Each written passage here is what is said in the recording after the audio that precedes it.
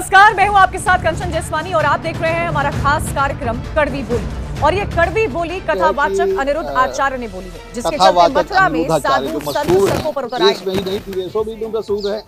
बहुत लोग आते हैं, हजारों की संख्या में उनकी कथा सुनने आते हैं। वो उन्होंने ये बात कही है कि भगवान कृष्ण के साले हैं भगवान शिव।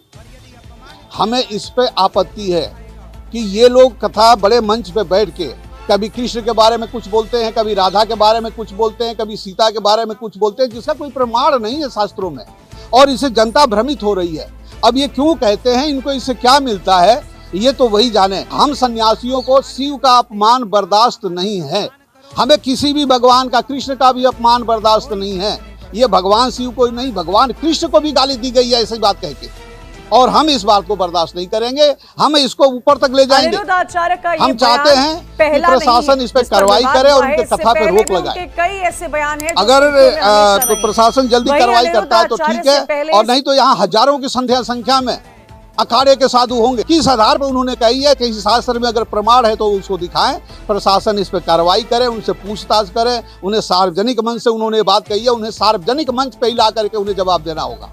क्या जानते हैं कृष्ण के बारे में, क्या जानते हैं शिव के बारे में, मानते हैं ऐसे ही उन्होंने सीता जी की सुंदरता पे व्याख्यान किया था, या फिर इनके पीछे कुछ कथावाचकों का कुछ खास मकसद हो? पलट जाते हैं बातों से।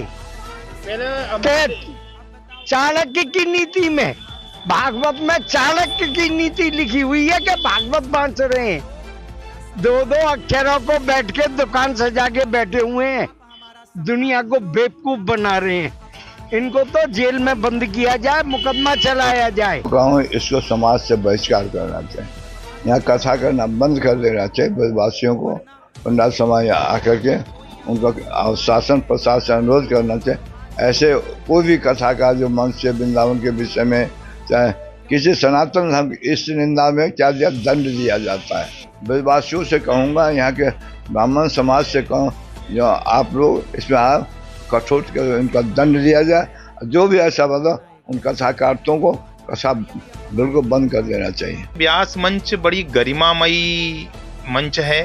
व्यास मंच एक ऐसा मंच है, एक ऐसी गद्दी है जो पूजनीय गद्दी है, व्यास भगवान की गद्दी है, और उस पर बैठ करके अनर्गल भाषा का प्रयोग करना या अशास्त्रीय बात करना, ये अत्यंत निंदनीय कर्मों में आता है, ये महापाप के अंतर्गत आता है। सनातन धर्मी हिंदू जो है बड़े सहिष्णु होते हैं, कोई बोलता नहीं है, कोई विरोध नहीं करता है। इसका मतलब ये नहीं है कि कोई भी वक्ता बन करके कोई भी 6 महीने में भागवत सीख करके मंच पर बैठ जाए और उल्टा सीधा बोलने लग जाए। मैं अध्यात्म गुरु पुनः इस कार्य की अत्यंत निंदा करता हूँ, घोर निंदा करता हूँ। जहाँ पर वेदों शास्त्रों की मर्यादा भंग होगी वहां पर हम चुप नहीं बैठेंगे और मुझे विरोध करना ही पड़ेगा।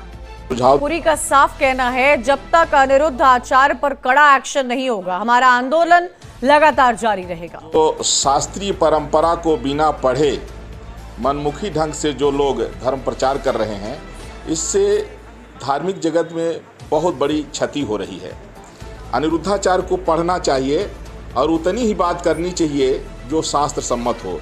अल्पज्ञानी है अनिरुद्धाचार्य, ऐसे कालनेमी जो धर्म का व्यवसाय बना कर रख दिए हैं, जिनको शास्त्रों का, वेदों का, उपनिषदों का कोई ज्ञान नहीं है। आप इनसे पूछेंगे कितने शास्त्र होते हैं, कितने पुराण होते हैं, तो वह भी ये स्पष्ट रूप से नहीं बता पाते हैं। लेकिन जिस प्रकार से हमारे आराध्य भगवान के ऊपर यह अमर्यादित टिप्पणी करते हैं, यह कदापि भी स्वीकार या नहीं किया जाएगा। यदि मेरी वाणी से किसी का दिल दुखा है, मेरे संतों का दिल दुखा है, संतों का दिल दुखना मतलब भगवान का दिल दुखना, संत भगवान का ही पर्याय है, तो मैं सभी संतों से, ये दास अनिरुद्ध आप सभी संतों के श्री चरणों में अपना मस्तक रखकर करोड़ों बार क्षमा प्रार्थना करता हूँ।